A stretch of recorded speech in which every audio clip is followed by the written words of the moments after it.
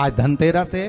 संपूर्ण भारतवासियों को, विश्व में निवास करने वाले संपूर्ण विश्ववासियों को बहुत बहुत भाव से, आनंद के साथ आप सभी को धनतेरस की बहुत बहुत शुभकामनाओं के साथ में धनतेरस का पावन अवसर, जिस दिन धनवंतरी की पूजन हम सब अपने घरों में रहकर कर रहे हैं। तेरस ये नहीं कहती कि आपके पास में कुछ नहीं है तो आप कर्जा कर कर चांदी के बर्तन खरीद के लाओ। धनतेरस ये नहीं कहती कि आपके पास में कुछ नहीं है तो कर्जा कर कर आप सोने की अंगूठी बनवा कर लाओ। धनतेरस ये नहीं कहती कि आपके पास में कुछ नहीं है तो कुछ घर का ही सामान बेचकर हम दूसरी सामग्री लेकर जाए। नहीं नहीं नहीं, धनतेरस कभी नहीं कहती। माता लक्ष्मी की कथा, धनवंतरी की कथा नहीं कहती कि आप कर्जा लेकर अपने घर में फ्रिज लाएं, वॉशिंग मशीन लाएं, या सामान लाएं, या कपड़े लाएं, या वस्त्र लाएं, या आभूषण लाएं। कई लोगों ने धनतेरस के महत्व को बिगाड़ दिया कि हमको धनतेरस के दिन सामान लेकर आना है, चांदी का बर्तन लेकर आना है, ये सामान लेकर आना है, वो सामान लेकर आना। लाओ, मना नहीं है। धनतेरस का दिन ही है, धनवंतरी का दिवस ही है, क्योंकि धनवंतरी देव जब मंथन के समय पर प्रकट हुए थे, महाराज शरद पूर्णिमा के दिन जब मंथन हुआ था तो उसमें चंद्र प्रकट हुए थे। मंथन का क्रम प्रारंभ हुआ, कार्तिक की द्वादशी के दिन जो मंथन हुआ उसमें कामधेनु गाय प्रकट हुई और मंथन प्रकट हुआ। त्रयोदशी आई, धनवंतरी देव प्रकट हो गए, जिनके एक हाथ में शंख है, दूसरे हाथ में चक्र है, तीसरे हाथ में सुंदर औषधि है और चौथे हाथ में सुंदर अमृत का कलश है। स्वयं धनवंतरी देव प्रकट होते। और ये धनवंतरी है कौन? भगवान विष्णु का ही एक अंश।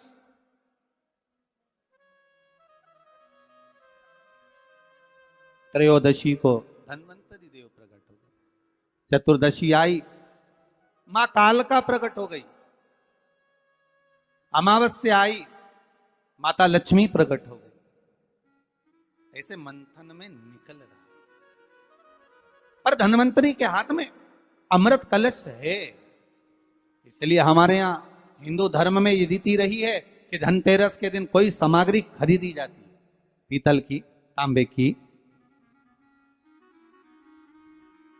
कोई वस्तु हम खरीदते हैं। पर आज का समय का जो फैशन बढ़ता गया तो कहा साहब चांदी के बर्तन खरीदना जरूरी है, चांदी का सामान खरीदना जरूरी है, सोने का पात्र, सोने की वस्तु खरीदना जरूरी है, ये सामग्री खरीदना। तो यहाँ शास्त्र नहीं कह रहा कि महाराज इतने महंगे महंगे पदार्थ खरीदो और घर में कर्जा कर लो। शास्त्र तो यह कहता है कि धनवंतरी की पूजन करना है आपको। अगर आप एक सामग्री भी लेकर आ रहे हैं तो उसमें आपका भाव जुड़ा होना चाहिए, कर्जा नहीं जुड़ा होना चाहिए।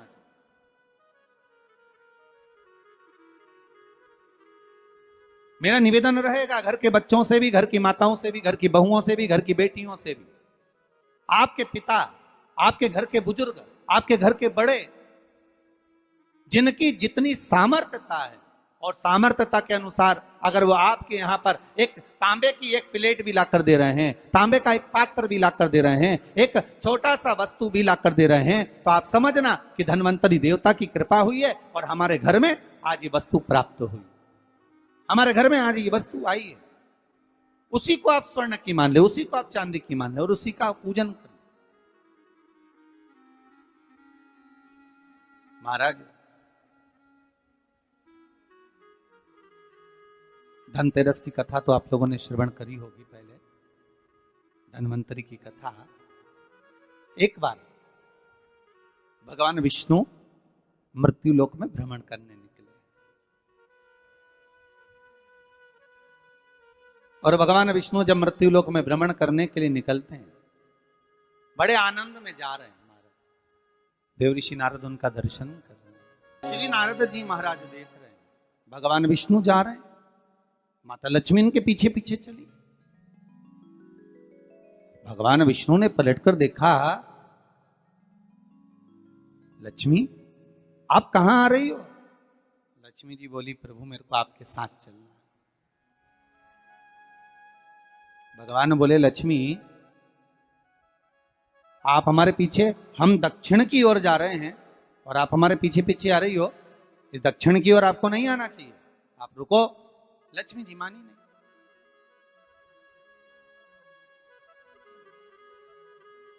समझाने वाला व्यक्ति जब समझाए, देखो अभी अपने पास में इतना नहीं है, कोरोना महामारी के कारणवश हो सकता है कि थोड़ी कमाई कम हुई हो, इसलिए काम करते हैं।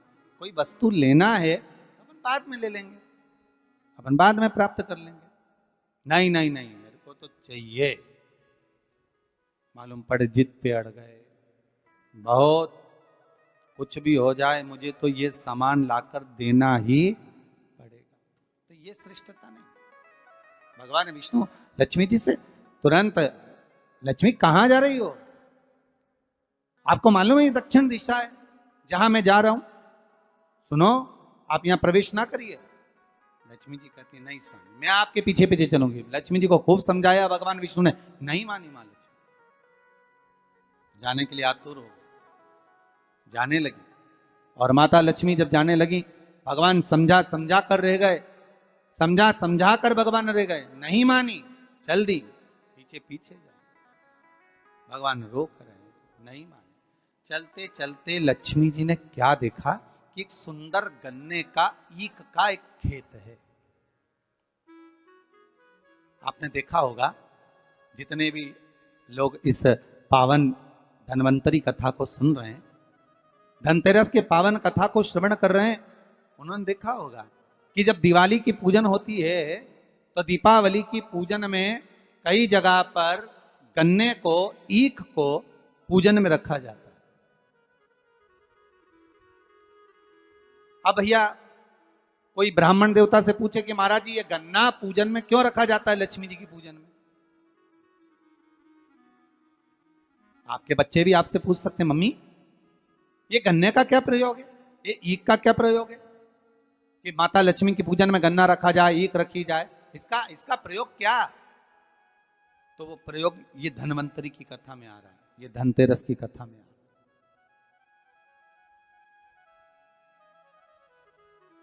महाराज, हिंदू धर्म के अंतर्गत भगवान की पूजन में जो जो सामग्री चढ़ती है उसका कहीं ना कहीं कुछ ना कुछ प्रमाण जरूर रहता है, जरूर। अगर भगवान पर कोई वस्तु चढ़ी है, हमारे भोलेनाथ जी पर अगर धतूरा चढ़ा है, बेलपत्र चढ़ा है, समीपत्र चढ़ा है, हमारे भोलेनाथ जी पर अगर श्वेत पुष्प चढ़ा है, श्री गणेश जी महाराज को कहीं दुर्वा चढ़ी है, माँ जगत जननी जगदम्बा को लाल पुष्प समर्पित किए गए हैं, उसका प्रमाण कहीं ना कहीं हमारे शास्त्रों में मिलता ही है, उसका प्रमाण हमारे शास्त्रों में मिलेगा। गन्ने का, ईख का प्रमाण यहां आता है धन्वंतरी की कथा में कि माता लक्ष्मी गन्ने के खेत को देखकर, माता लक्ष्मी ईख के खेत को देखकर रुक गई और ईख के खेत को देखकर रुकी और भगवान विष्णु आगे बढ़ गए। गन्ने के खेत को जब माता लक्ष्मी ने देखा, उसमें से एक गन्ने का टुकड़ा, एक ईख का टुकड़ा माता लक्ष्मी ने तोड़ लिया।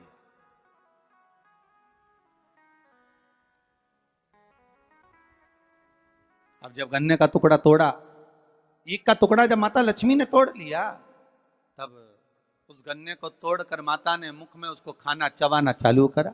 उस गन्ने का रस माता प्राप्त करने लगी।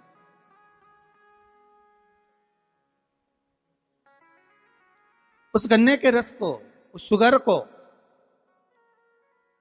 गन्ने के उस रस को, ईख के उस रस को माता लक्ष्मी आराम से प्राप्त कर रही हैं और भगवान आगे निकल गए, लक्ष्मी जी रुक गई।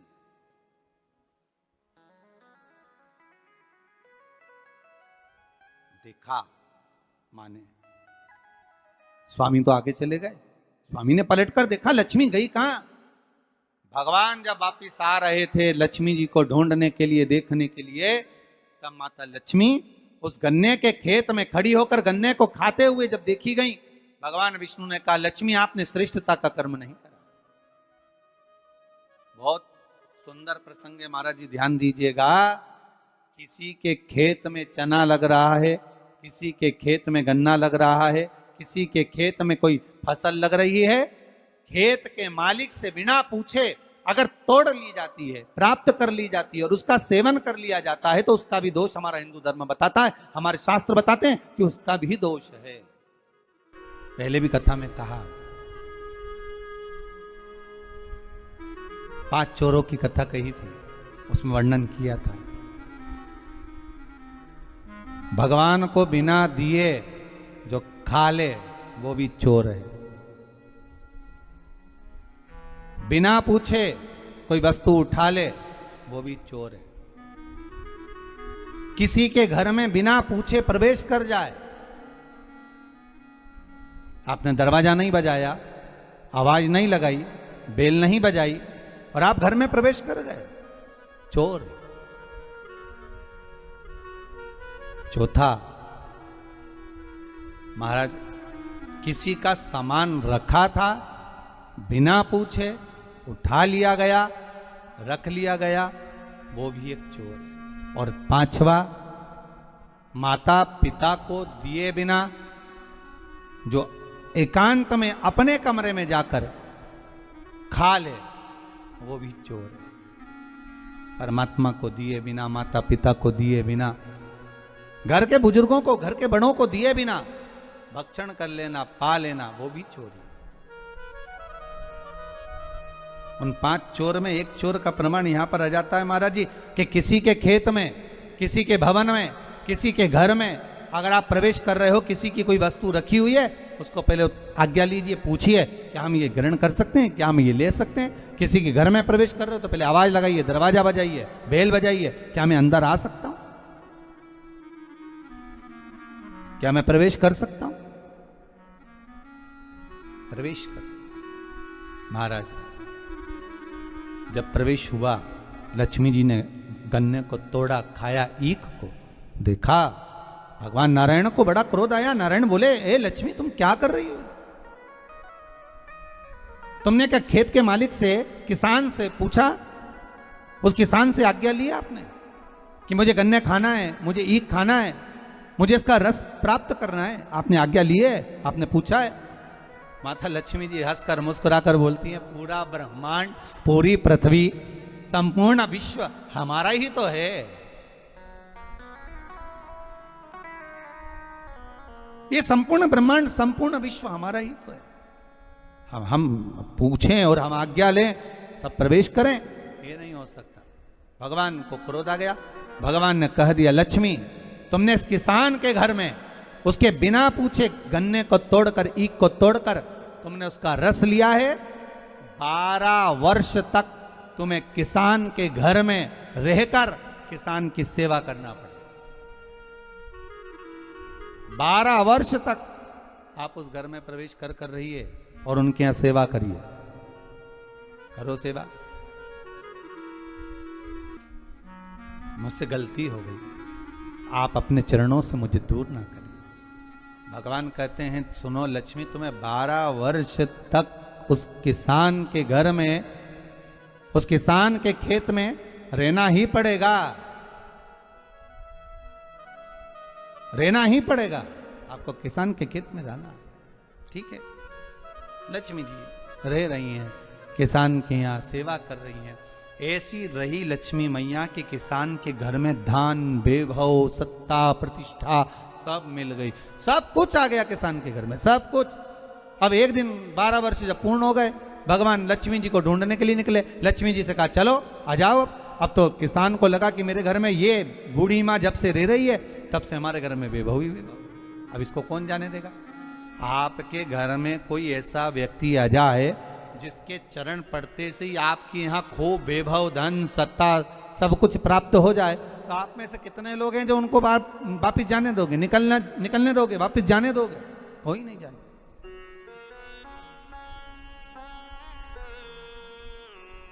महाराज कौन जाने दे? थोड़ा और रुक जाइए, और रुकिए, और रुकिए। माता जाने का कहती हैं, किसान रोक लेता है। एक दिन भगवान विष्णु ही आ गए उस किसान के घर पर, और भगवान नारायण किसान के घर पर पहुंचे और पहुंचकर कहा, अब हमको ये लक्ष्मी है, हमें जाना है, आप हमको जाने दीजिए। किसान को कहा, किसान पहचान नहीं पा रहा, भगवान बुजुर्ग का रूप रख कर आए। जैसे लक्ष्मी एक बूढ़ी का रूप रख कर सेवा कर रही है, उसी तरह किसान भी बूढ़े का रूप रख कर सेवा कर रहा है। महाराज भगवान ने किसान को कहा कि तुम गंगा नहा कर आओ, तब हम जाएंगे। गंगा नहाते समय किसान के हाथ में कौड़ी दे दी। 4 कौड़ी लेकर किसान गंगा नहाने गया। जैसे ही गंगा जी में कौड़ी डालने को कहा, गंगा मैया प्रकट हो गई। किसान पूछता है आप कौन? गंगा जी कहती है मैं विष्णुपदी गंगा हूं। आप क्यों प्रकटी हो? गंगा जी ने कहा आपको मालूम है ये कौड़ी किसने दी है? नहीं, तुम्हारे घर में जो है वो नारायण है, नारायण ने दिया। अब दौड़ कर गया और नारायण के चरणों को पकड़ कर कहा नाथ आप क्यों आए हो ये तो बताओ। भगवान ने कहा आपको मालूम नहीं, मैं लक्ष्मी को लेने आया हूं, पर लक्ष्मी को तो मैं अपने यहां रखना चाहता हूं नाथ, मैं इसको छोड़ नहीं सकता।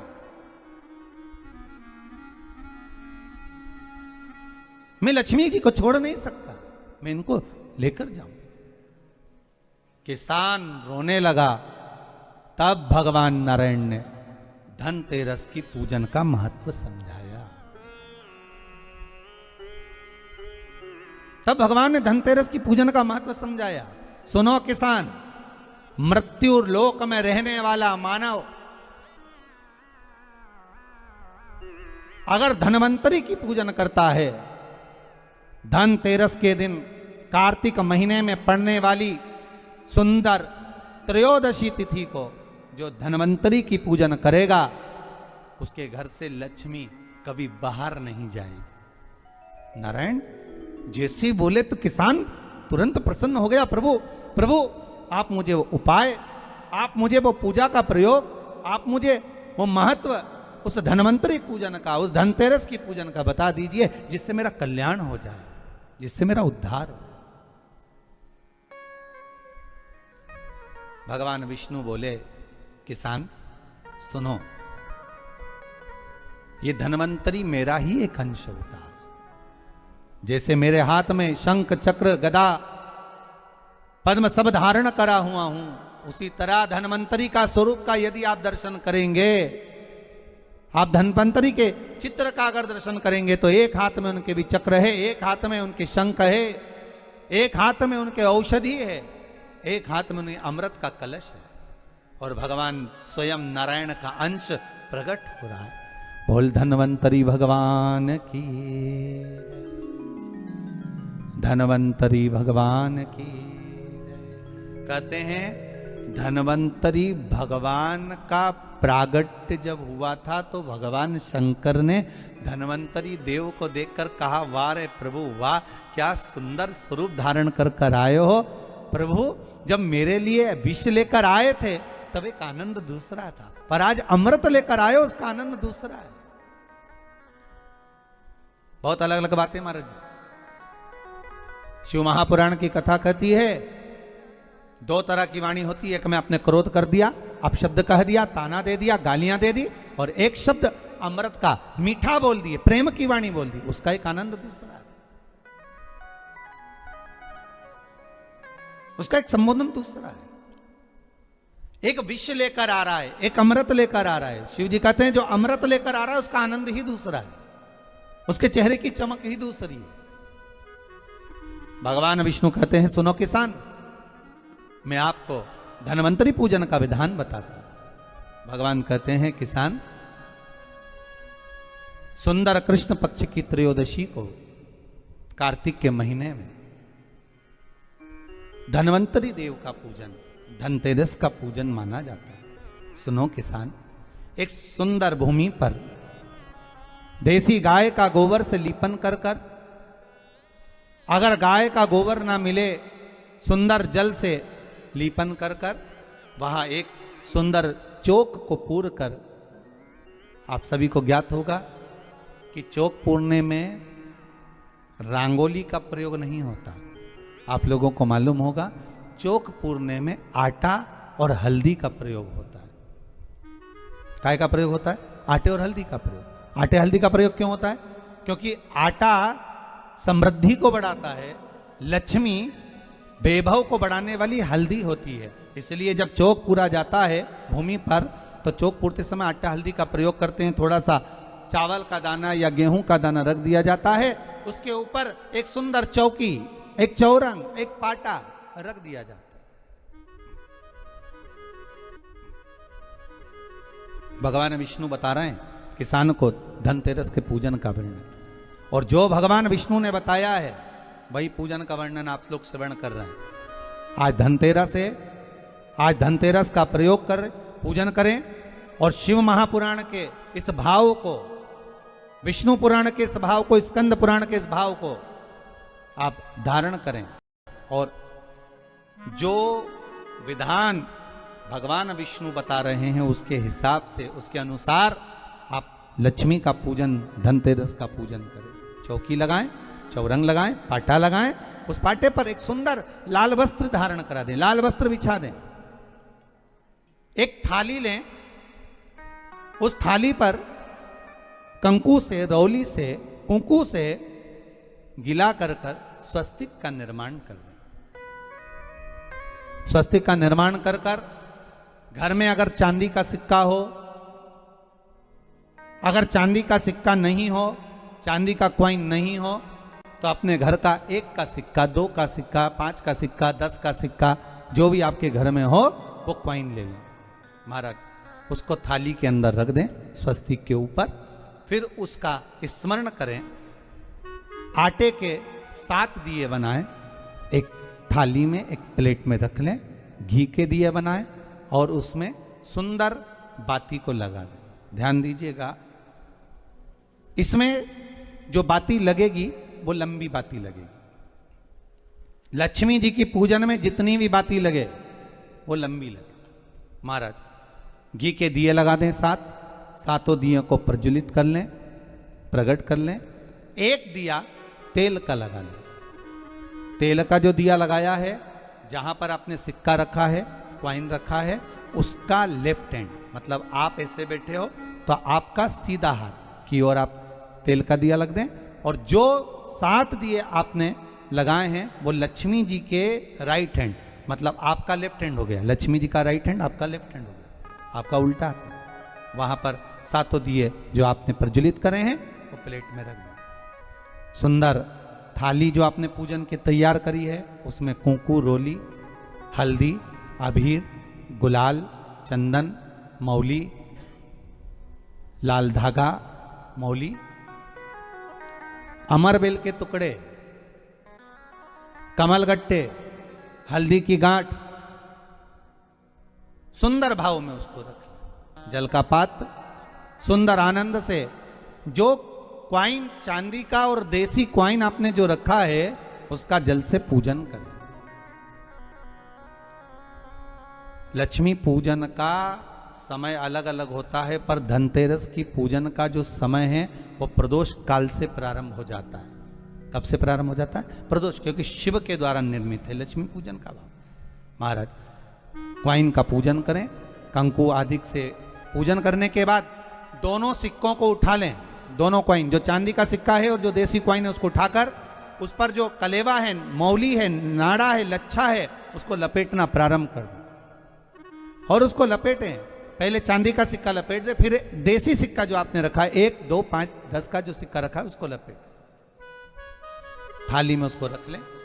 फिर वापस उस पर जल का छींटा देकर उसका पूजन करें।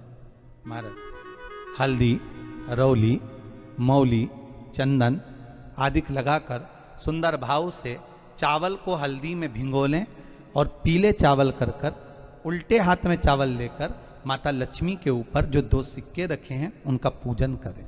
साथ में जब चावल छोड़ते जाएं तो गणेश जी का भी स्मरण करते जाएं। हे रिद्धि सिद्धि के दाता श्री गणेश जी महाराज, आप हमारे यहाँ पर सदा माता लक्ष्मी को लेकर, कुबेर भंडारी को लेकर सदा विराजमान रहें, नारायण को लेकर सदा विराजमान रहें।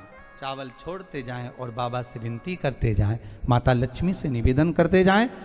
भगवान शिव का स्मरण करें, भगवान नारायण का स्मरण करें, माता लक्ष्मी का स्मरण करें, रिद्धि सिद्धि के दाता भगवान श्री गणेश जी महाराज का स्मरण करें, छोड़ते जाएं। जब चावल पूर्ण छोड़ देवें, पूजन पूरी तरह से हो जाए, तब महाराज 7 सुंदर आनंद से अमरबेल के टुकड़े अमरबेल वृक्ष पर एक पीले कलर की बेल चलती है, पीली, उसमें पत्ते नहीं होते, वो किसी भी वृक्ष पर डली रहती, वो अमरबेल कहलाती। ये अमरबेल लक्ष्मी पूजन में, समृद्धि के लिए, मकान के मुहूर्त के समय पर, गृह प्रवेश के समय पर बहुत कार्य आती है महाराज। ये अमरबेल को पानी की जरूरत भी नहीं पड़ती, आप रूप किसी वृक्ष पर डाल दी जाए वो अपने आप फलती चली जाती है। उसी तरह हमारे यहां भी हम भगवान से यही प्रार्थना करते हैं, जैसे अमरबेल बिना पानी पड़े भी किसी भी वृक्ष पर डाल दी जाए पनपती जाती है, बढ़ती चली जाती है। ऐसे हमारे घर में बेभव लक्ष्मी बढ़ती जाए। अमरबेल के 7 टुकड़े, कमल गट्टे 7, हल्दी की गठान 7 माता लक्ष्मी को समर्पित कर दें। दोनों हाथों में हल्दी पिसी हुई लीजिए और माता लक्ष्मी के ऊपर उसे चढ़ाना प्रारंभ कर दीजिए। 7 बार पिसी हुई हल्दी वो सिक्कों पर चढ़ा दें, अपनी मनोकामना कर कर अपने घर में माता लक्ष्मी को विराजमान करने के लिए। जब हल्दी पूर्ण चढ़ जाए, हाथ में कुंकू ले लीजिए, रोली ले लीजिए, उस रोली कुंकू को भी माता लक्ष्मी को समर्पित करिए।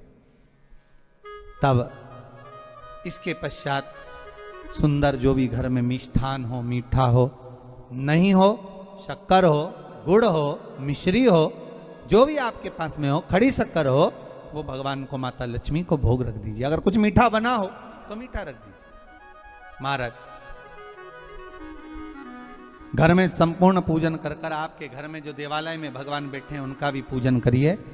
पूजन करने के पश्चात आप माता लक्ष्मी से निवेदन करिए, हे माँ आप हमारे यहाँ सदा विराजमान हो। महाराज ये जो पूजन है भगवान विष्णु जो बता रहे हैं किसान को, ये 5 दिन की पूजन है पूरी। आज कौन से दिन का पूजन बता रहे हैं? पहले दिन का।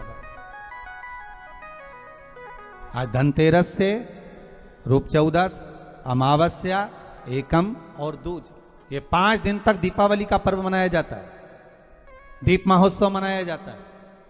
पूजन करने के बाद जो 7 दिए आपने प्लेट में रखे हैं, थाली में रखे हैं पूजन के लिए घी के, उन 7 दियों से माता लक्ष्मी की आरती उतारिए।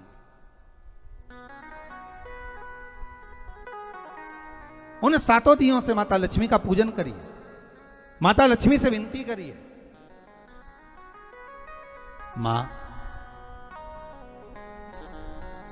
हम आपके पुत्र हैं, मां आप हमारे घर का रास्ता भूल गई हो, मां बहुत कष्ट है, बहुत दुखी है मां, पर भगवान शिव पर विश्वास कर कर, कुबेर भंडारी पर, कुबेरेश्वर महादेव पर विश्वास कर कर, भगवान नारायण के सुंदर प्रसंगों पर विश्वास कर कर, मां भगवान शंकर का अनुमोदन कर कर, हे मां आप हमारे घर में विराजमान हो, मां आप हमारे मार्ग को, हमारे घर को, हमारे घर के रास्ते को, हमारे घर के द्वार को आप भूल गई हो मां। हे बेबहू लक्ष्मी, हे धन लक्ष्मी, हे संतान लक्ष्मी, हे मां लक्ष्मी, हे धान्य लक्ष्मी आप हमारे घर में विराजमान हो। 7 दीप जो प्रज्वलित करे हैं उससे माता की आरती उतारिए। फिर माता को झोली पसार कर प्रणाम कर कर भूमि पर नमन करो। जब झोली पसार कर प्रणाम करें, झोली को अपनी ओर गिरा लें और माता को नमन कर कर जो 7 दिए आपने लगाए हैं उन 7 दिए को अलग अलग स्थान पर ले जाकर, जैसे घर के हॉल में, एक रसोई घर में, एक जहां पर आप लक्ष्मी रखते हो उस स्थान पर, एक घर के द्वार के पास में, एक तुलसी के क्यारे के पास में, ऐसे अलग अलग 7 स्थान पर उन दीप को रख दिया जाए। महाराज एक भगवान का जहां पूजन हुआ है, लक्ष्मी की जहां आराधना करिए, एक दीप वहां पर भी रखा जाए। जो तेल का दिया लग रहा है उसके पास में, फिर कहेंगे तेल का दिया माता लक्ष्मी के उल्टे हाथ पर और घी का दिया माता लक्ष्मी के सीधे हाथ पर। मतलब जो सिक्के आपने रखे हैं उस सिक्के का उल्टा हाथ तेल का, मतलब आपका सीधा हाथ होगा जहां तेल का दिया रखाएगा, और जहां आपका उल्टा हाथ होगा जहां पर घी का दिया लगाएगा, वहां माता जी का सीधा हो गया, आपका उल्टा हो। माता का स्मरण, माता लक्ष्मी से निवेदन करिए, हे मां कृपा सागर, करुणा सागर मां आप भगवान विष्णु के साथ विराजमान हुए, आप भगवान नारायण के साथ में हमारे यहां सदा विराजमान हो मां, ऐसी कृपा कर दीजिए। महाराज मां से विनती कर कर बड़ा उत्साह, बड़ा उमंग, बड़ा आनंद रखना, ये भाव रखना घर में।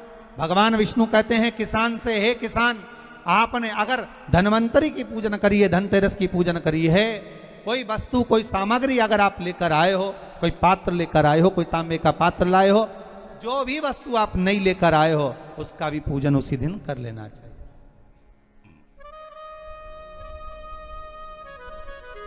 उसका भी पूजन कर लेना चाहिए। बड़ा भाव रखकर भगवान विष्णु ने किसान को बताया, बड़ा भाव।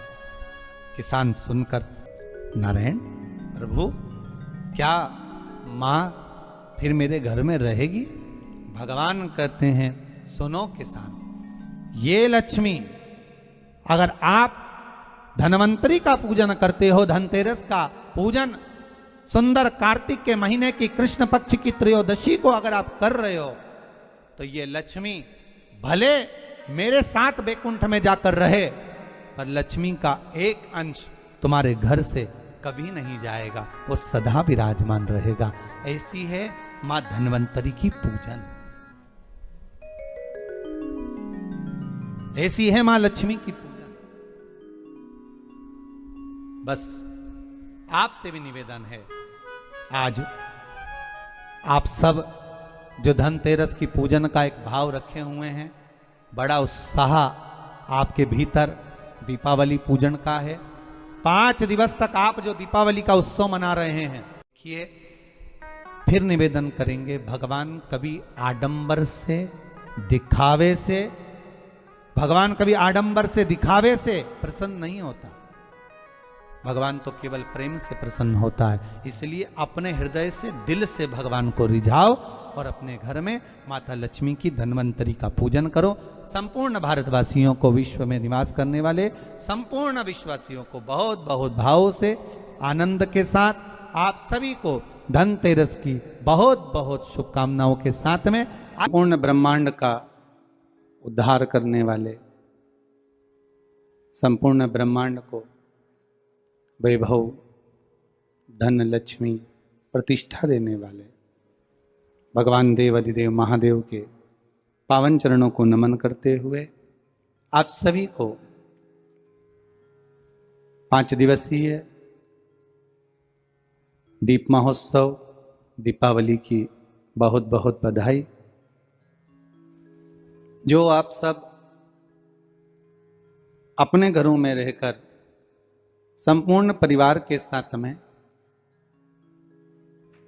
एक हिंदू धर्म को जागृत करने के लिए और अपने बच्चों को, परिवार को संस्कारित करने के लिए भगवान राम दीपावली के पावन अवसर पर जब अवधपुरी में प्रवेश करते हैं और संपूर्ण अवधपुरी को दीप मालिका से प्रकाशित किया जाता है, ऐसे ही पावन दीप महोत्सव की आप सभी को बधाई देते हुए 5 दिवसीय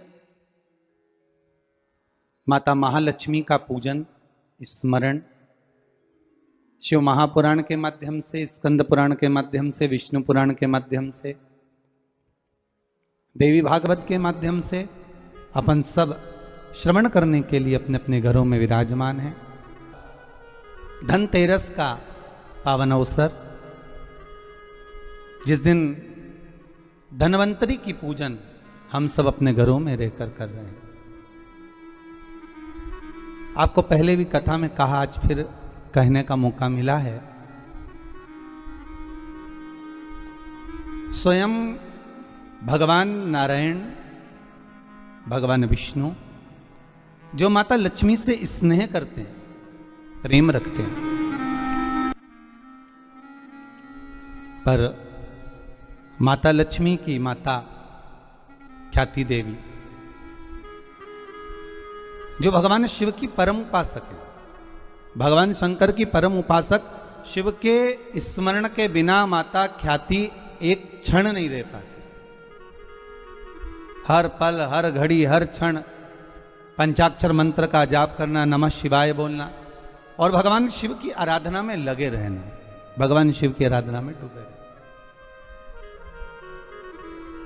एक बार माता ख्याति के मन में यह भाव प्रकट हो गया कि मैं अगर लक्ष्मी का विवाह करूं तो देव अधिदेव महादेव के साथ करूं, भगवान शंकर के साथ ब्याया जाए, भगवान शंकर के साथ में दिया जाए। तब एक दिन माता ख्याति संपूर्ण पूजन का साहित्य लेकर, पूजन की सामग्री लेकर माता ख्याति पहुंच गई बाबा देव अधिदेव महादेव के शिवालय में। और भगवान शंकर के शिवालय में जाकर माता ख्याति ने भगवान शंकर की आराधना करी, पूजन करी। आज देव अधिदेव महादेव को रिझाने के लिए माता ख्याति बैठ गई।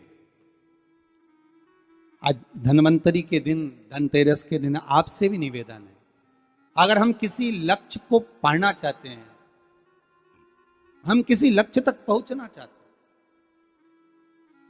तो उस लक्ष्य तक पहुंचने के लिए ये नहीं कि हम थोड़ी देर के लिए बैठे, मंत्र जाप करा, स्मरण करा, या थोड़ा सा हमने इंटरव्यू दे दिया, थोड़ी परीक्षा दे दी और सोचा कि हम अच्छे नंबर से पास हो जाएं या उत्तीर्ण हो जाएं या हमारा जॉब लग जाए।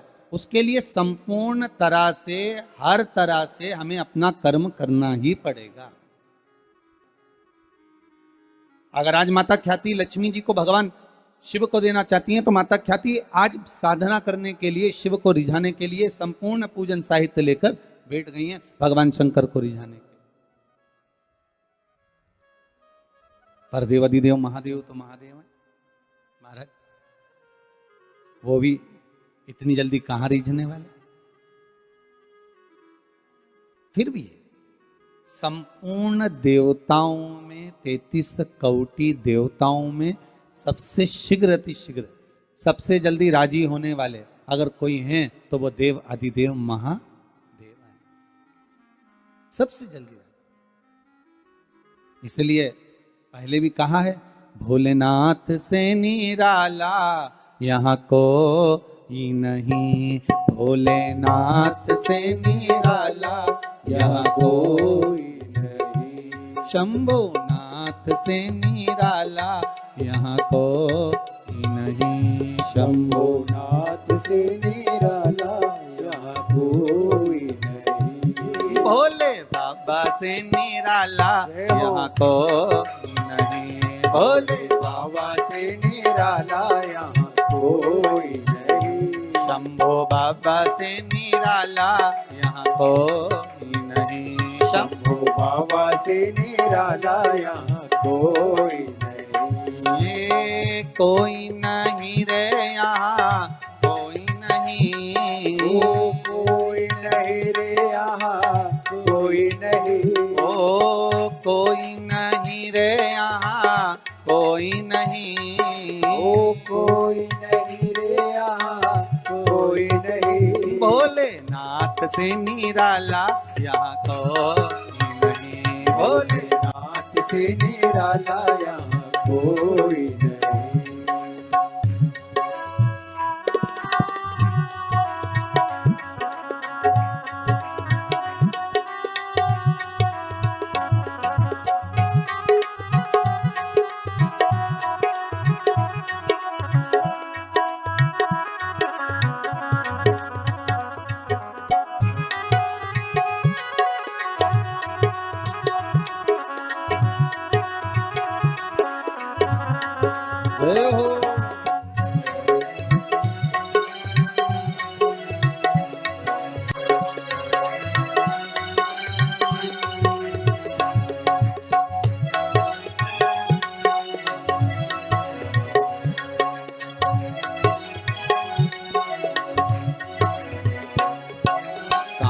जब जब करवट बदले पाप चमकते अगले पिछले, आया जब जब करवट बदले पाप चमकते अगले पिछले, काया जब जब करवट बदले पाप चमकते अगले पिछले, आया जब जब करवट बदले पाप चमकते अगले पिछले, ऐसा जोग जगाने वाला कोई नहीं, ऐसा ज्योत जलाने वाला कोई नहीं, ऐसा जोग जगाने वाला कोई नहीं, ऐसा ज्योत जगाने वाला कोई नहीं, भोलेनाथ से निराला यहाँ कोई जय भोलेनाथ से निराला यहाँ कोई नहीं। शंभुनाथ से निराला यहाँ कोई, शंभुनाथ से निराला यहाँ कोई नहीं। ओ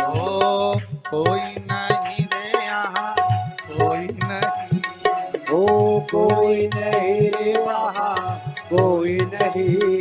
ओ कोई नहीं रे यहाँ कोई नहीं, ओ कोई नहीं रे वहाँ कोई नहीं। भोले बाबा से निराला यहाँ कोई, भोले बाबा से निराला यहाँ कोई नहीं। शंभो बाबा से निराला यहाँ कोई नहीं, शंभो बाबा से निराला यहाँ कोई नहीं।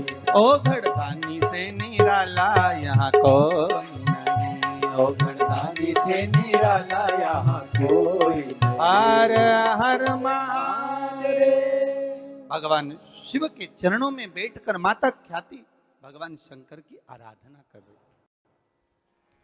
बाबा आज प्रकट हो गए, मांगो क्या चाहिए आपको।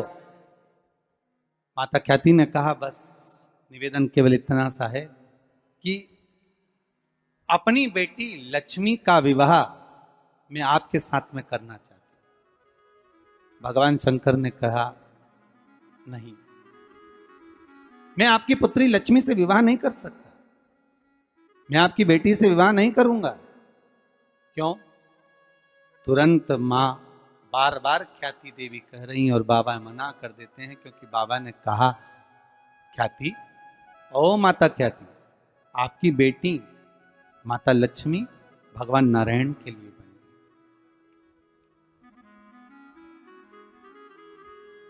लक्ष्मी और दरिद्रता देवी। महाराज ये दो अलग हैं, दोनों बहनें हैं। लक्ष्मी भगवान विष्णु के साथ में बिहा रही हैं, दरिद्रता दुसाह मुनि के साथ में बिहा रही हैं।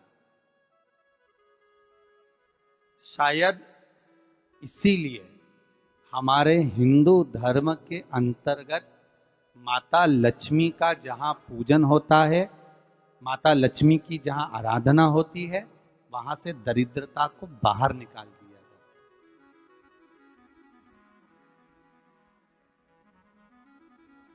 कितने दिनों पहले किसी के यहाँ 10 दिन 15 दिन 20 दिन पहले से सफाई का क्रम प्रारंभ हो जाता है। बार बार घर की झाड़ू लगाना, पुताई करना, सफाई करना, जो अटाला सामान है, बेकार सामग्री है, जो किसी काम की नहीं, उसको ले जाकर कहीं डाल देना, कहीं भेज देना।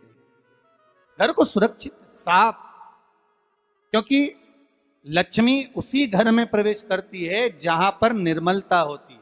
दरिद्रता वहीं प्रवेश करती है जहां आलस हो, बहुत सारा कबाड़ा जिसके यहाँ पड़ा हुआ हो, बहुत सारा फैलारा जहां पड़ा हुआ हो, झूठे बर्तन जहां पड़े हुए हों, झूठी सामग्री जहां पड़ी हुई हो, वहां पर दरिद्रता का प्रवेश हो जाता, वहां दरिद्रता प्रवेश कर जाती। लक्ष्मी का स्मरण भगवान शिव कर रहे हैं, ख्याति ओ माता ख्याति, अगर आपको लक्ष्मी को देना है तो भगवान विष्णु को दीजिए।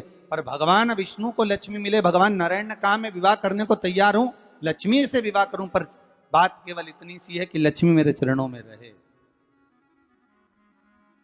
आप सबसे एक निवेदन करूं, इस धनतेरस के माध्यम से जितने भी भारत भूमि के आप आस्था चैनल पर पूरे विश्व में जो कथा श्रवण कर रहे हैं, धनवंतरी पूजन की, धनतेरस पूजन की, शिव द्वारा लक्ष्मी जी को मार्ग बताना और धनतेरस के दिन प्रत्येक जीव के घर में माता लक्ष्मी का पूजन हो, प्रवेश करना। महाराज भगवान शिव स्वयं भगवान नारायण से कहते हैं कि आप लक्ष्मी को अपने चरणों में रखो। भगवान कहते हैं मैं रखने को तैयार हूं, पर लक्ष्मी मेरे चरणों में रहे, जहां मैं हूं वहां लक्ष्मी। महाराज आप सबसे निवेदन है, घर में जितनी निर्मलता रखोगे, स्वच्छता रखोगे, जितना घर को साफ रखोगे, उतनी ही लक्ष्मी आपके यहाँ प्रवेश करेगी। पर केवल घर की सफाई से काम नहीं चलेगा। शिव महापुराण की कथा कहती है घर की सफाई के साथ में मन की भी सफाई होना चाहिए।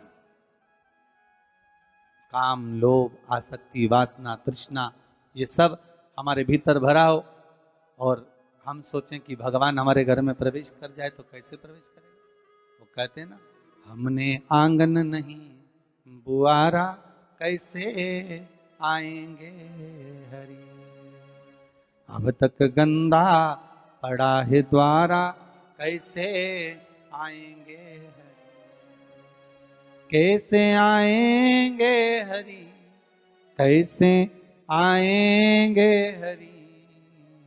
अब तक गंदा पड़ा है द्वारा, कैसे आएंगे हरि।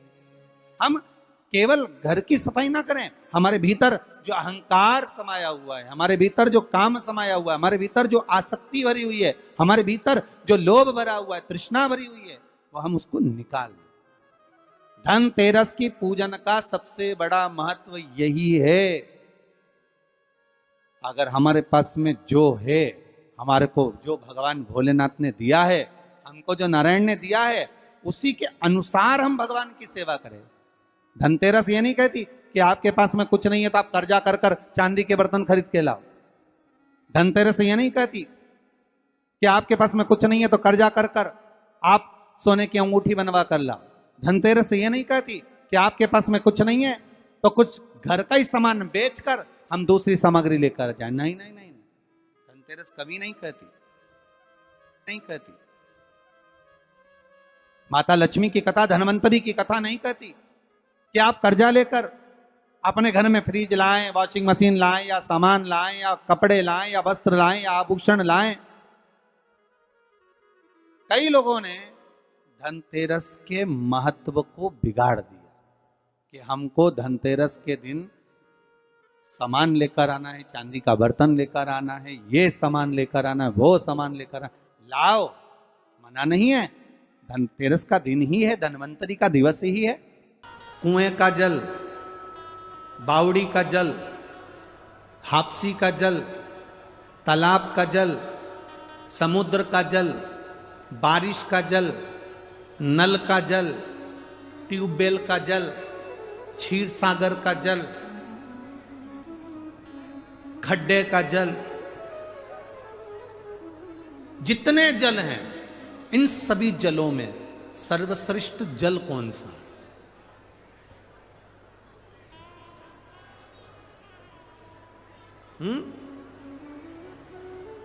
तालाब का जल, बावड़ी का जल, हापसी का जल, ट्यूबवेल का जल, कुएं का जल, बारिश का जल, खड्डे का जल, समुद्र का जल, सागर का जल, कूप का जल, कुएं का जल, इन सभी जलों में श्रेष्ठ जल कौन सा है? अगर आप अंदाजा लगाएंगे तो आपके स्मरण में आएगा, इसमें सर्वश्रेष्ठ जल अगर कोई सा होता है तो वो समुद्र का जल होता है। कारण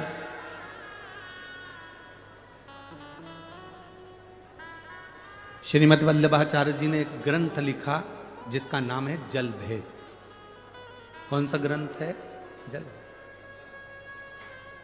श्रीमद् वल्लभाचार्य जी ने वर्णन करा सर्वश्रेष्ठ जल होता है समुद्र का जल। क्यों? कुएं के जल में कचरा डालोगे तो वो कुएं में सड़ता रहेगा, बावड़ी में कचरा डालोगे वो सड़ता रहेगा, ट्यूबवेल में कचरा डालोगे सड़ता रहेगा, खड्डे में कचरा डालोगे सड़ता रहेगा, नदी में कचरा डालोगे सड़ता रहेगा, सरोवर में कचरा डालोगे सड़ता रहेगा। पर समुद्र में अगर कचरा डाला है तो समुद्र की लहरें उस कचरे को किनारे पर लगा देती हैं, वापिस किनारा दे देती हैं। समुद्र कभी कचरे को अपने अंदर नहीं उतारता, समुद्र कचरे को किनारे पर लगा देता है। तो मेरे भारत की, देश की और विदेश में जितनी मेरी बहनें बैठी हैं उनसे एक ही निवेदन है, जब कोई तुम्हारे को भी कचरा दे, गाली दे, अपशब्द कहे, ताना दे, तो तुम समुद्र जैसा दिल रखकर कचरे को किनारा लगा दो। इस कचरे को किनारा तुम्हें लगाना। अपशब्द कहने वाले का अपशब्द हमारे दिल में नहीं रखना। समुद्र कचरे को अंदर नहीं रखता, फिर कहा समुद्र श्रेष्ठ क्यों है? तो कहा समुद्र इसलिए श्रेष्ठ है, समुद्र में सोना डालो, चांदी डालो, हीरा डालो, पन्ना डालो, समुद्र कभी किनारे नहीं लगाता, समुद्र अपने अंदर उतार लेता है। जब शिव महापुराण रूपी हीरा मिले, कोई अच्छी ज्ञान की बात कहे तो उसको अपने अंदर उतार कर रख लो। फिर कहा समुद्र का जल श्रेष्ठ क्यों है? तो कहा समुद्र का जल श्रेष्ठ इसलिए है क्योंकि समुद्र जब चंद्र बढ़ता है तो समुद्र उछलता है। बोलो री जीजियो सही है कि गलत है? चंद्र बढ़ता है समुद्र उछलता है, चंद्र घटता है समुद्र बैठ जाता है। समुद्र से हमें अपने को समुद्र जैसा बनाना है। जब किसी को बढ़ता हुआ देखो तो इतने खुश हो जाओ कि भगवान इसको और ऊपर पहुंचाना, और उन्नति देना। और चंद्र घटता है तो समुद्र घटता है। जब किसी को दुखी देखो, किसी को घटता हुआ देखो तो तुम्हारा दिल भी घटना चाहिए, तुम्हें भी नम्रता आना चाहिए। समुद्र क्यों अच्छा है? तो समुद्र इसलिए अच्छा है क्योंकि समुद्र खारा होता है, सच बोलने वाला हमेशा बुरा होता है।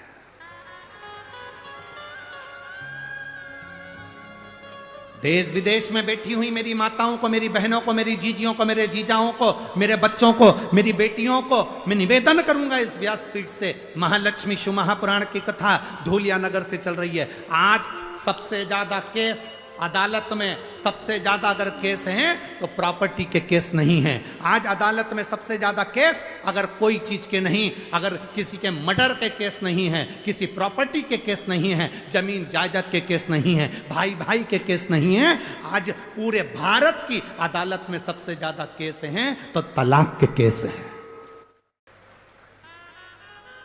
भारत की सबसे ज्यादा अदालतों में अगर केस चल रहे हैं तो तलाक के चल रहे हैं। समझौता नहीं बैठ पा रहा, एक दूसरे का सामंजस्य नहीं बैठ पा रहा। जरा सी बात में विवाद हुआ, माँ ने कह दिया जा मेरे घर पर, कमी है क्या? अपने यहाँ कोई कमी है क्या? छोड़िए तेरा ससुराल। और बेटी घर पर जाकर बैठ गई। इधर पति रुष्ट होकर बैठा, बेटी रुष्ट होकर बैठी। माँ ने कह दिया दूसरी शादी करा देंगे। अगर बेटी के भाग्य में अच्छा लिखा होता तो पहले ही भेरू अच्छा मिल जाता, अब तो 4 करा ले तो भी वैसा ही मिलने वाला है। इसलिए जैसा मिला है उसको निभाने का प्रयास करो, उसको समझाने का प्रयास करो, उसको संजोने का प्रयास करो, उसको समाजस बिठाने का प्रयास करो। लड़के से कहो तेरी धर्म पत्नी अच्छी है, उसको लेकर आ, जा प्रार्थना कर, ससुर के पास जा, सास के पास जा। जाकर कहा जब शंकर भगवान अपनी सती के लिए दक्ष प्रजापति के यहाँ जा सकते हैं, जिस दक्ष प्रजापति ने शंकर भगवान को शब्द कहा था, श्राप दिया था कि तू शमशान में निवास करेगा, इसके बाद भी मेरे भोले बाबा दक्ष प्रजापति के दरवाजे पर जाकर अपने ससुर से बात करते हैं अपनी धर्म पत्नी के लिए। तो तुम अपनी बेटे से क्यों नहीं कहते कुछ नहीं, जाओ लेकर आओ उसको, हो गई ना बात, खत्म करो, लेकर आओ। बेटी को समझाओ कोई बात नहीं, जाओ। अगर मान ले तो दूसरी शादी करेगी और वो भी ऐसा ही निकल गया तो मम्मी मैं शादी नहीं करूंगी, मेरे को शादी नहीं करना, तो जिंदगी कैसे निकलेगी बेटा? मैं तो अकेली रह लूंगी। ये संसार, दुनिया के लोग एक किसी की मुर्गी रोड पे मिल जाए तो वो मुर्गी ले जाए, तो आज का व्यक्ति किसको छोड़ रहा है संसार में? किसको छोड़ रहा है? संभलो, अपनी जिंदगी को सार्थक बनाने का प्रयास करो। समझाओ बेटों बेटियों को, ज्ञान दो अपने बच्चों को, भड़काओ नहीं, अपशब्द मत कहो, ताना मत दो, समझाने का प्रयास करो। हो सकता है बेटा जिंदगी में यही लिखी हो, किस्मत में ऐसा लिखा हो, भाग्य के आगे किसकी चली? समझाओ। हम समझाते नहीं हैं, हम उल्टा अग्नि में घी और डाल देते हैं। मत जा तू तो, रहने दे, अच्छा है, क्या करेगी जाके, क्या करेगा जाके, हम उल्टा और घी। समझाओ, जितना ज्ञान दे सकते हो दो। लोग कहते हैं गुरुजी आप शिव पुराण तो कम करते हो, बाकी की बातें ज्यादा करते हो। हमने कहा शिव पुराण सुनते सुनते तो तुम्हारी जिंदगी निकल गई। गीता प्रेस गोरखपुर की शिव पुराण घर में लिया और 25 बार पढ़ लो। पर जो जरूरी है, शंकर भगवान ने अपने जीवन में, दक्ष प्रजापति ने शंकर भगवान को श्राप दिया तो भी शंकर भगवान उनके दरवाजे पर गए। सती माता जलकर भस्म हो गई तो भी शंकर भगवान उनके द्वार पर गए। कभी उन्होंने विरोधाभास नहीं पाला, कभी उन्होंने अपशब्द नहीं कहा, कभी उन्होंने ताना नहीं दिया, कभी उन्होंने गाली नहीं दी। समुद्र जैसे बन जा। कोई ने अपशब्द कह दिया, यहां से सुना, यहां से निकाल। कुंडल काय के लिए पहनते हैं हम? आप लोग कुंडल काय के लिए पहनते हो? सुंदर दिखने के लिए। अरे बोलो तो जम के। कानों में कुंडल काय के लिए पहनते हो? सुंदर दिखने के लिए नहीं। कुंडल इसलिए पहना जाता है कि कानों में छेद हो जाएगा, अच्छी बात आएगी तो सीधे कानों में जाएगी, बुरी बात आएगी तो कुंडल में जो छेद है उसमें से आर पार हो जाएगी, अंदर नहीं जाएगी। अपने भीतर हम क्यों लेकर जाएं अपशब्दों को? अपने भीतर हम क्यों लेकर जाएं आड़ी तड़ी बातों को? कुछ श्रेष्ठता लेकर जाएं, कुछ अच्छा लेकर। लक्ष्मी, पार्वती जी कह रही हैं अपने पति ने तुम्हें श्राप दे दिया और तुम दुखी हो गई। दुख नहीं, अगर अब शब्द किसी ने कहा है, ताना किसी ने दिया है, गाली किसी ने दी है, आड़ा टेढ़ा किसी ने बोला है, तो उसका जवाब देवाधिदेव महादेव ने दिया है। एक पत्र आया है, देखिए।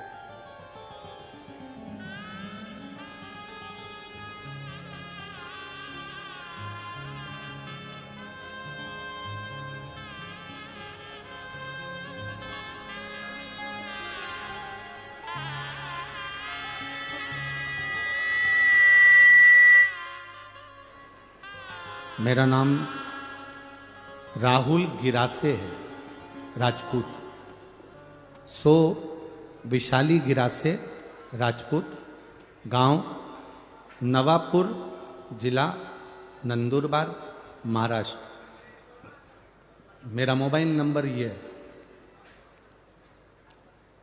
कहीं बैठी हो तो हाथ हिला सकती हैं। अगर कहीं बैठी हो तो हाथ हिला सकती हैं।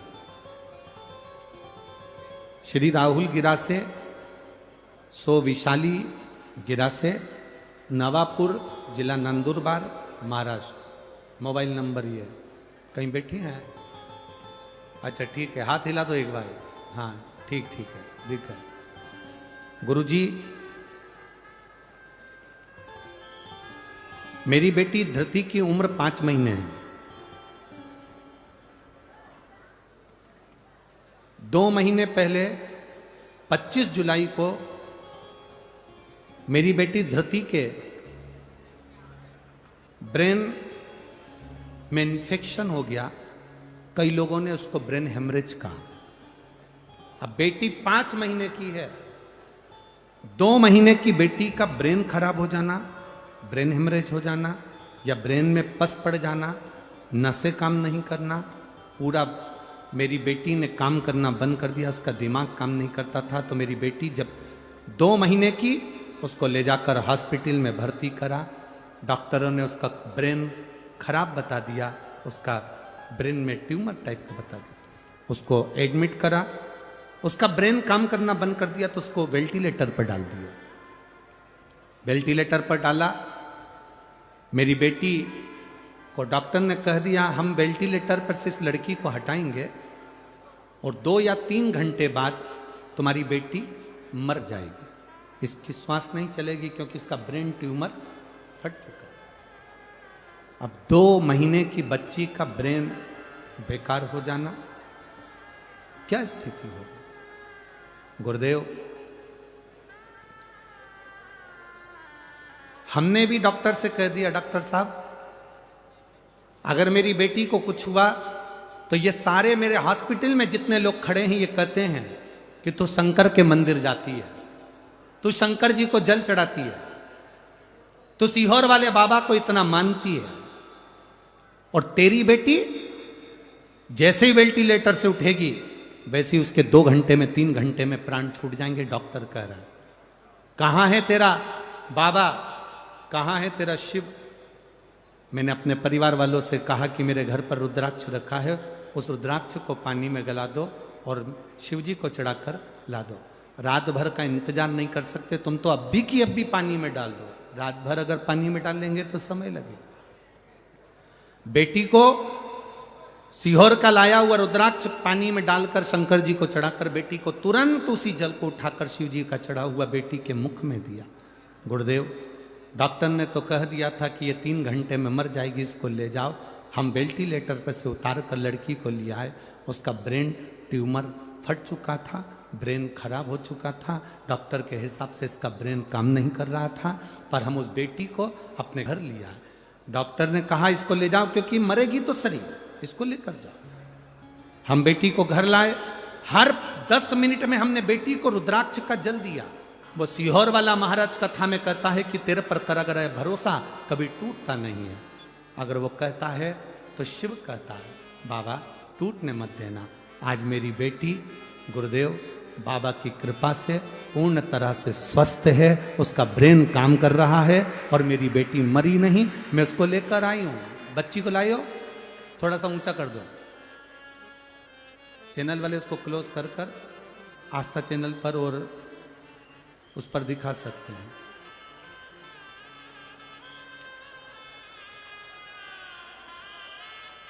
आप लोग एलईडी पर और आस्था चैनल पर उस बच्ची को देख सकते हैं। हर हर महा बैठिए।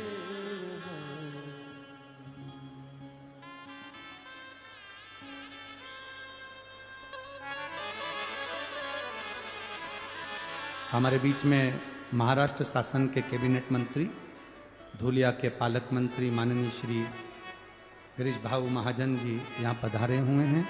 एक बार जोरदार ताली बजाकर उनका स्वागत, वंदन, अभिनंदन। बहुत बहुत साधुवाद है जो भगवान देव अधिदेव महादेव की पवित्र कथा का लाभ आप ले रहे हैं, उसके लिए साधुवाद। शिव है वो।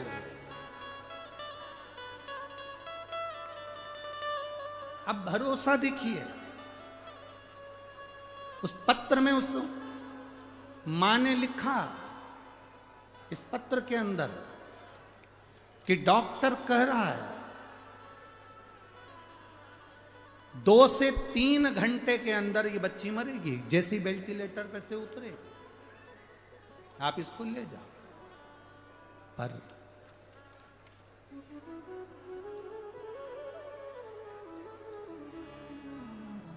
शंभु शरणे मांगो हरि दूर काटो दया करी दर्शन आपो, दया करी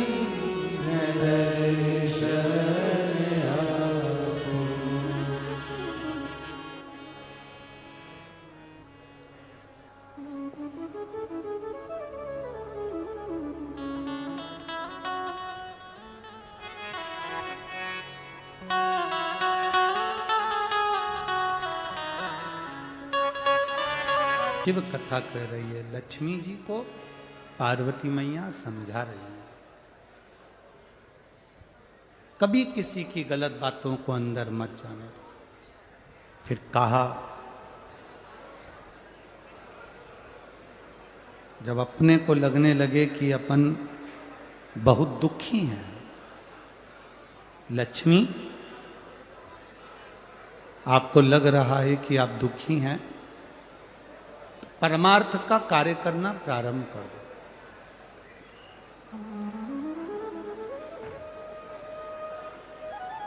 जितना बन सकता है परमार्थ का कार्य करो। और फिर कहा लक्ष्मी,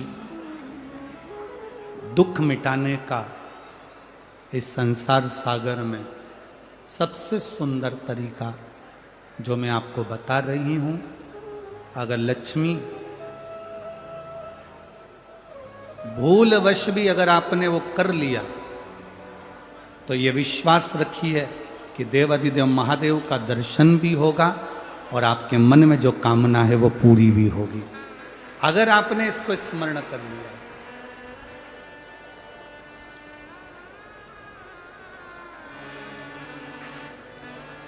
लक्ष्मी जी ने हाथ जोड़कर निवेदन करा, पूछा,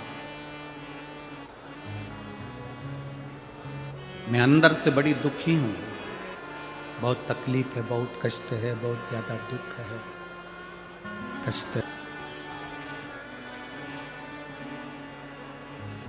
आप मुझे बताएं कि मेरा वो दुख मिटेगा कैसे, मेरा वो कष्ट कटेगा कैसे।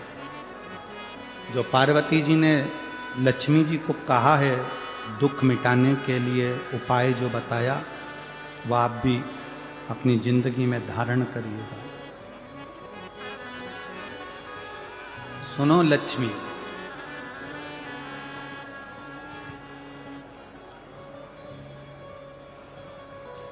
तुमने जो पार्थिव शिवलिंग का निर्माण करा था, उस पार्थिव शिवलिंग पर आपके अश्रु गिरे,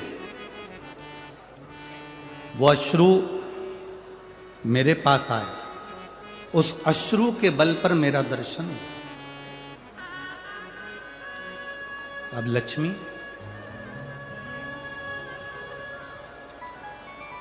इस संसार सागर में भूमंडल पर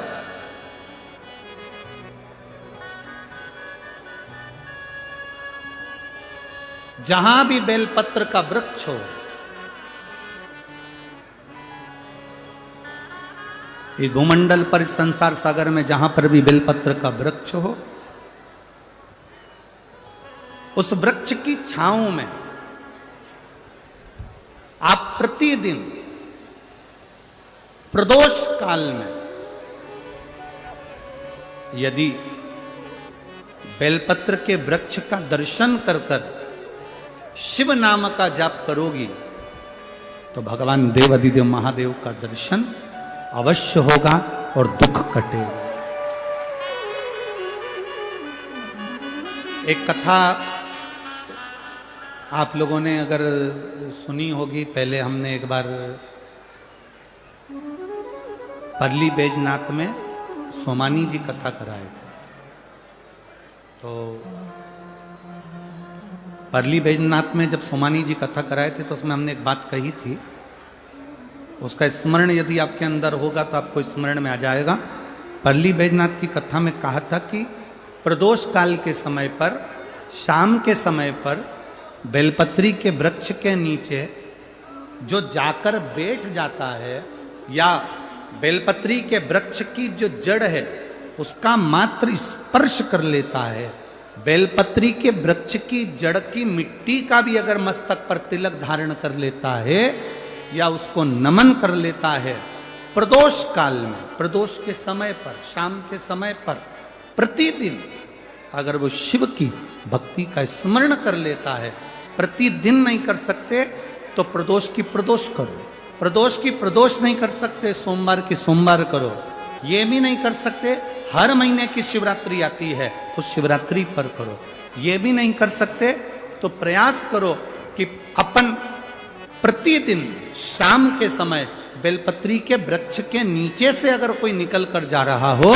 उसका मात्र दर्शन हो जाए तो भी हमारा दुख आधा समाप्त हो जाए, तो भी उसका दुख समाप्त हो।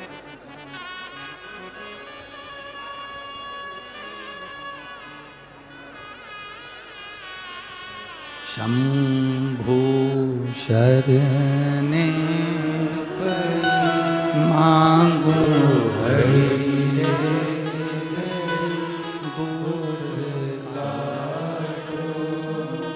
दया करी दर्शन आपो। ये दुख समाप्ति का सबसे मूल केंद्र बिंदु है। मतलब अगर हम कहें कि अगर दुनिया के व्यक्ति को बहुत ज्यादा दुख है, बहुत ज्यादा कष्ट है, बहुत ज्यादा बीमारी है, बहुत ज्यादा रोग है, बहुत ज्यादा तकलीफ है, तो बेलपत्री के वृक्ष की छांव सुख देती है। एक पत्र आया है, देखिए।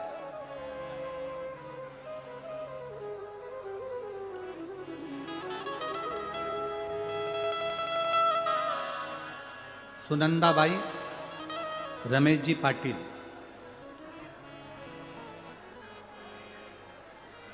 कृषिनगर धूलिया, कहीं बैठी हो तो हाथ हिला सकती हैं।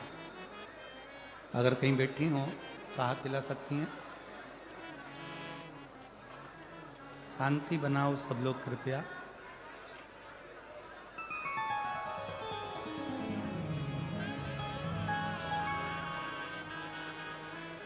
सुनंदाबाई रमेश जी पाटिल, कृषिनगर धूलिया, कहीं बैठी हो तो हाथ हिला सकती हैं। हाँ ठीक है, दिख गए, हाथ हिला दो एक बार। ठीक है, हर हर महादेव।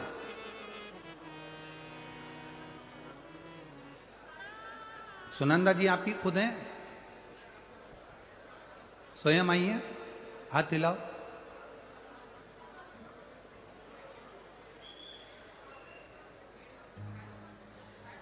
गुरुदेव,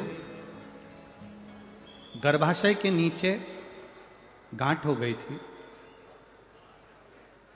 जब मेरे दोनों बच्चे मुझे खानदेश कैंसर सेंटर धूले यहाँ ले गए और वहाँ जांच के बाद पता चला कि मुझे गर्भाशय के नीचे जो गांठ हुई है, उस गांठ को, उसमें से थोड़ा सा पस निकालकर उसको भेजा गया जांच के लिए, जिसके अंतर्गत मुझे कैंसर बताया गया।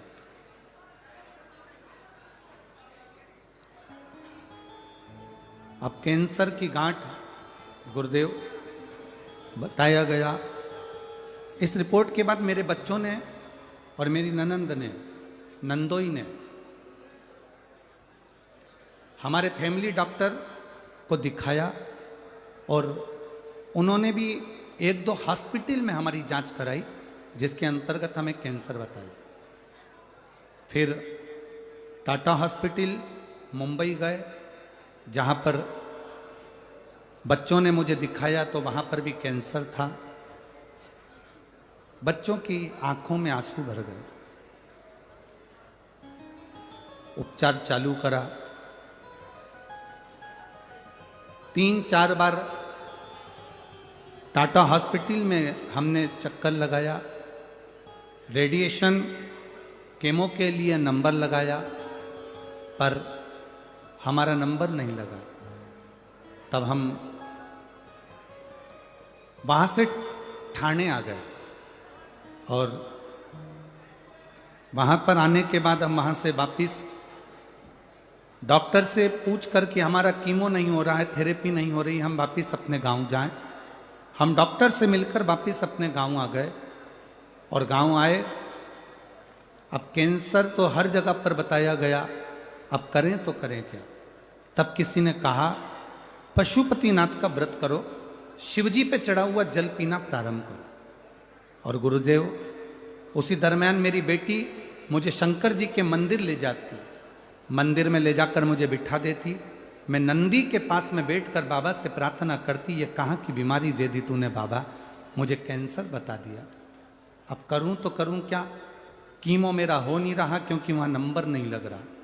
मैं वापिस आ गई हूँ और बाबा अब ठीक करेगा तो तू करेगा। मैंने कथा में सुना है बाबा तू सबकी बीमारी ठीक करता है तो मेरी भी करेगा। पशुपति व्रत करे, शिवजी पे चढ़ा हुआ जल पीना प्रारंभ करा, बेलपत्री खाना प्रारंभ करी और नंदी के पास बैठती। आपने कहा था गुरुजी की बेलपत्र के वृक्ष के नीचे प्रदोष काल में बैठकर जो बोला जाता है बाबा वो सुनता है। मैं बेलपत्र की वृक्ष की छांव में बैठ जाती, वहां की मिट्टी मेरे पेट पर लगा लेती, बाबा को प्रार्थना करती, दिया लगाकर वापिस आ जाते। बाबा की मैं क्या गुणगान करूं गुरुदेव। 4/10/2023 को हम वापिस टाटा हॉस्पिटल में दिखाने के लिए मुंबई गए और जो जांच वापिस चालू हुई, उसमें मेरा कैंसर समाप्त हो चुका था। ये शिव रमेश पाटिल, कृषि नगर, धूलिया, मेरा मोबाइल नंबर ही है। बैठिए बहन, हर हर महा। शिव तत्व इसको का,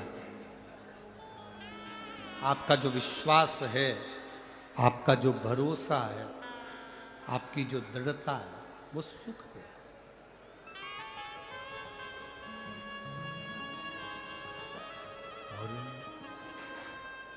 खाली न जाता कोई दर से तुम्हारे, खाली न जाता कोई दर से तुम्हारे, मैं भी खड़ी हूँ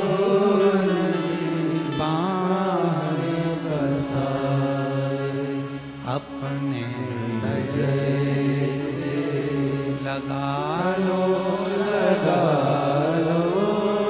गिरा जा रहा उठा लो भोले अपने दये से, अब तो न टालो गिरी जा रही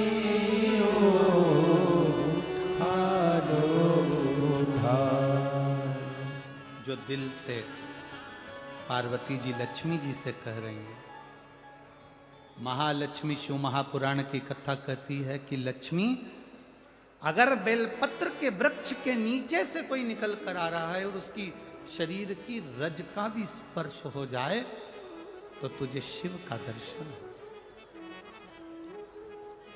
मेरी जीजियों, मेरे जीजाओं, मेरी बेटियों, मेरे भाई, तुम कंपटीशन एग्जाम में बैठ रहे हो, पढ़ाई कर रहे हो, तैयारी कर रहे हो, गवर्नमेंट जॉब की तैयारी कर रहे हो। ये जितने पत्र यहाँ पर रखे हैं, जितने पत्र यहाँ पर हैं, इस चौकी के नीचे भी जितने पत्र रखे हैं, यहाँ पर भी जितने पत्र रखे हैं, आप उन पत्रों में से सारे पत्र निकाल कर देखना। जिन जिन बेटों ने, जिन जिन बेटियों ने गवर्नमेंट जॉब की तैयारी करी और शंकर भगवान पर भरोसा कर कर और अपना कर्म पूरा कर कर एग्जाम दिया, उनकी नौकरी लगी। कम से कम इसमें से 70% पत्र ऐसे हैं जिसमें नौकरियां लगी, जहां बच्चों को सुख का अनुभव हो।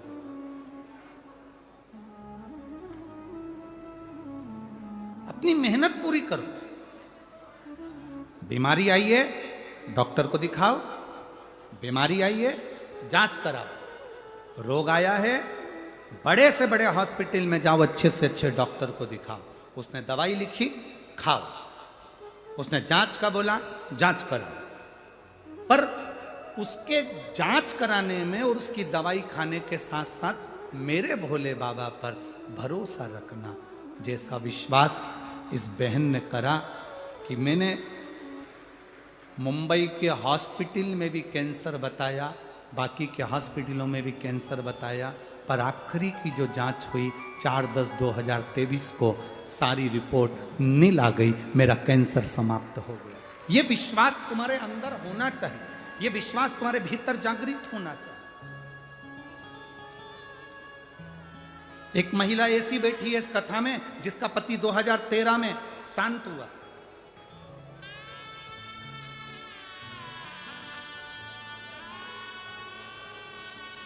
जिसका पति 2013 में शांत हुआ।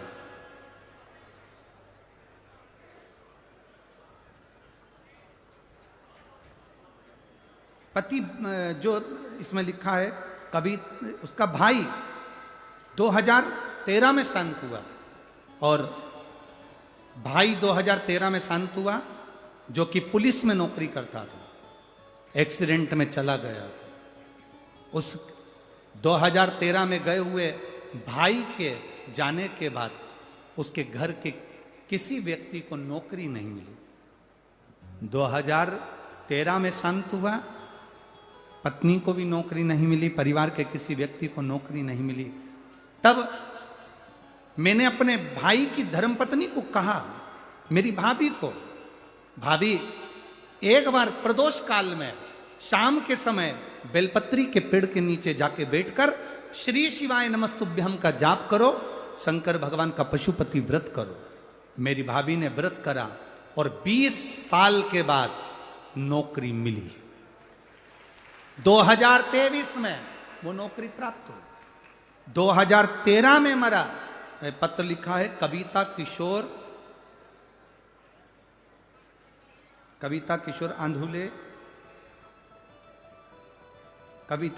आंधुले ने ये पत्र लिखा। अब जरा विचार करिए कि हम अगर शिव पर भरोसा करते हैं, भगवान शंकर की भक्ति करते हैं, तो दृढ़ता क्यों नहीं बनती? कोई कहता है कि भगवान शंकर की पूजन तो ब्राह्मण करते हैं, कोई कहता है कि वैश्य करते हैं, कोई कहता है क्षत्रिय करते हैं, कोई कहता है शूद्र करते हैं। शिव महापुराण की कथा कहती है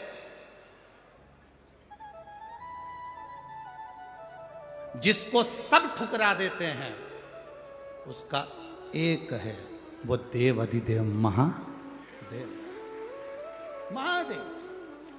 राम जी के मंदिर के पट बंद हो जाते हैं एक समय में।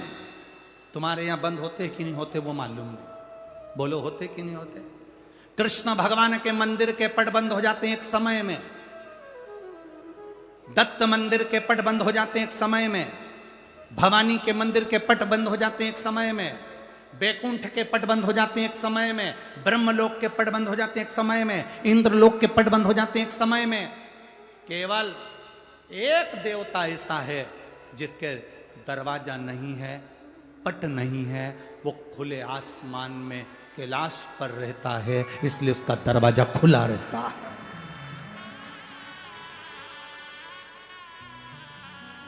लोग कहते हैं ब्राह्मण अलग, कोई कहता है ब्राह्मण हम उच्च हैं, कोई कहे वैश्य उच्च है, कोई कहे क्षत्रिय उच्च है, कोई कहे शूद्र उच्च है। मेरे राम जी महाराज ने पृथ्वी पर प्रकट हुए थे तो मेरे राम जी के जन्म के समय पर 4 हाथ थे। कितने हाथ थे? जम के बोलो जरा। 4। आप लोग स्तुति गाते हैं, भय प्रगट कृपाला दीन दयाला, उसको पढ़िएगा। माता पुनि बोली सोमति डोली तजऊ तात ये रूपा। ये रूप नहीं चाहिए 4 हाथ का, आयुध 4। मेरे राम जी प्रकट हुए उनके 4 हाथ थे। मेरे भगवान कृष्ण पृथ्वी पर प्रकट हुए उनके 4 हाथ थे। पर माता देवकी ने कह दिया 2 हाथ का पुत्र चाहिए। कौशल्या जी ने कह दिया 2 हाथ का पुत्र चाहिए। राम जी के जन्म के समय पर 4 हाथ इसलिए थे क्योंकि राम जी का एक हाथ ब्राह्मण है, दूसरा हाथ वैश्य है, तीसरा हाथ क्षत्रिय है, तो चौथा हाथ शूद्र है। ये 4 जो वर्ण हैं ये मेरे भगवान के 4 हाथ हैं और ये बुलंद है।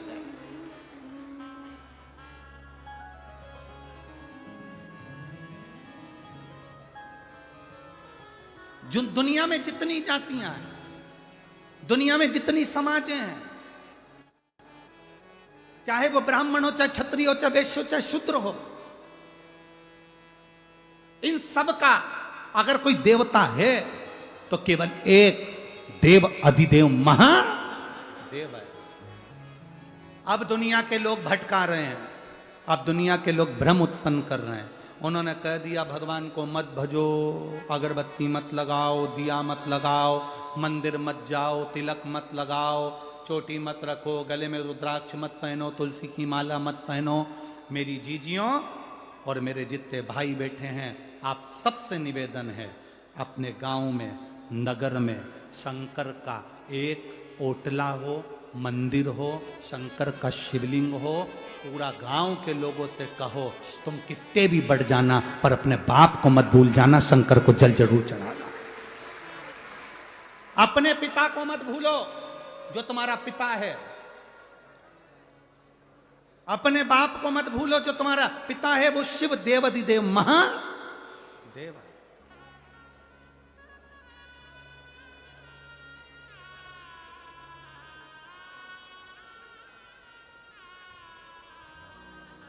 उसको नहीं भूलना।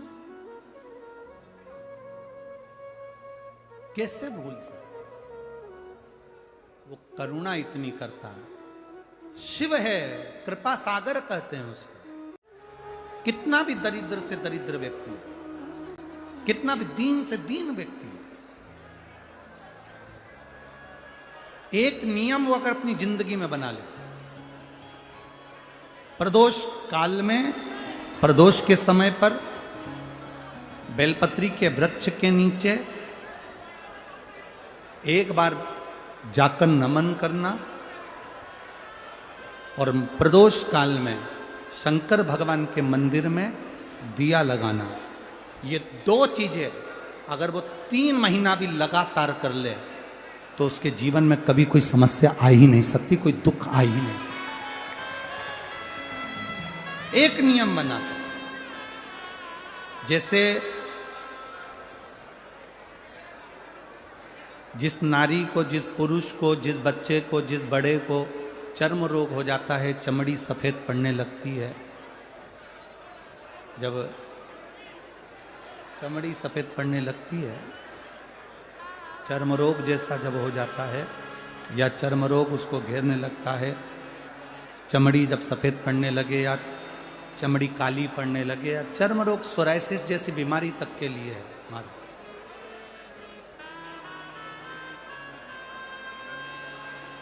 बेलपत्री के वृक्ष के नीचे की मिट्टी, बेलपत्री के वृक्ष के नीचे की मिट्टी, उसको जिस पात्र के अंदर शिवलिंग बनाने के लिए हम गलाएं, जिस पात्र के अंदर हम शिवलिंग बनाने के लिए उसको गलाएं और शिवलिंग का निर्माण कर कर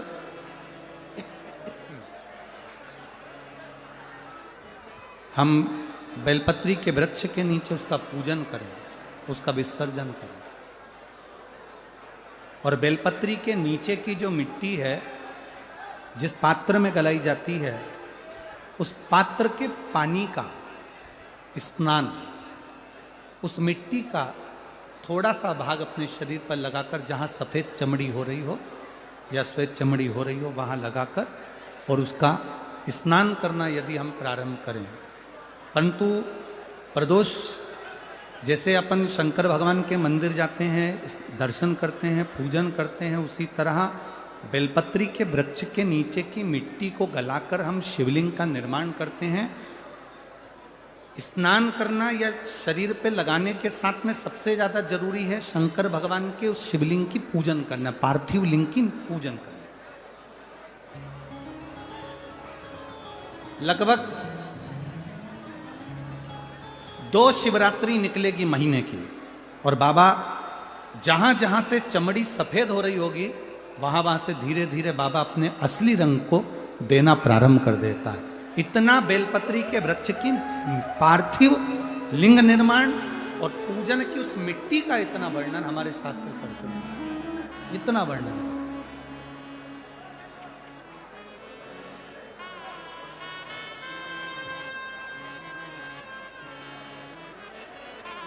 शिव कथा कह रहे,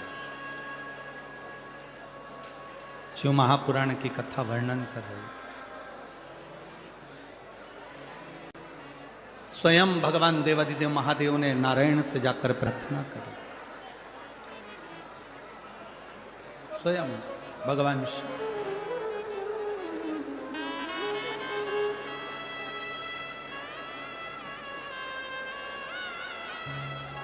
शंभु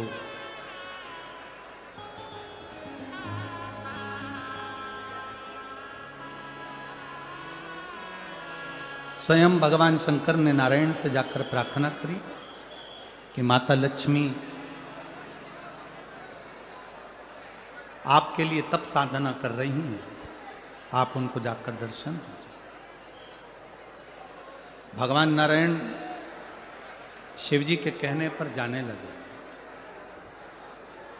भगवान शंकर के कहने पर भगवान नारायण जाने लगे, पर भगवान शिव जी ने भगवान नारायण को रोका, और भगवान शिव जी ने नारायण को रोककर कहा, प्रभु रुको, मेरा निवेदन केवल इतना सा है, जैसे माता लक्ष्मी घोड़ी बनकर, अश्वी बनकर पृथ्वी पर गई हैं, आप अश्व बनकर पृथ्वी पर जाकर लक्ष्मी को लेकर आए। भगवान स्वयं नारायण अश्व बनकर पृथ्वी पर जाते हैं और लक्ष्मी जी को लेकर आते हैं। शिव महापुराण की कथा कहती है, भगवान शंकर का संवाद कहता है, स्वयं नारायण और स्वयं माता लक्ष्मी बेलपत्री के वृक्ष के नीचे विराजमान शिवलिंग का पूजन करते हैं और बेलपत्र की परिक्रमा करते हैं। जैसे ही उन्होंने बेलपत्र की परिक्रमा करी, शंकर भगवान वहां सम्मुख में जब आते हैं तो नारायण और लक्ष्मी जी भी अश्व की योनि से छूट जाती हैं और नारायण भी अश्व योनि को त्याग कर नारायण लक्ष्मी बनकर वैकुंठ का निवास करने लगते हैं। स्वयं नारायण। आगे सुंदर शिव महापुराण में वर्णन आया है, भगवान शंकर के तेज पुंज से शरणानंद कार्तिकेय जी का प्रागट्य हुआ, जिनको माता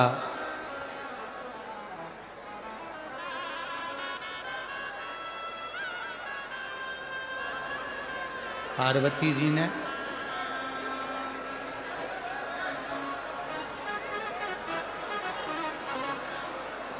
शिव कृपा करे।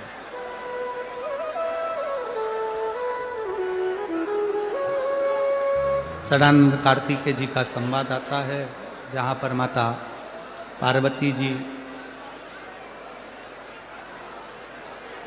स्वयं कार्तिकेय बाबा से कहती हैं कि कार्तिकेय, तारकासुर के हृदय में तुम्हारे पिता शिव बसते हैं,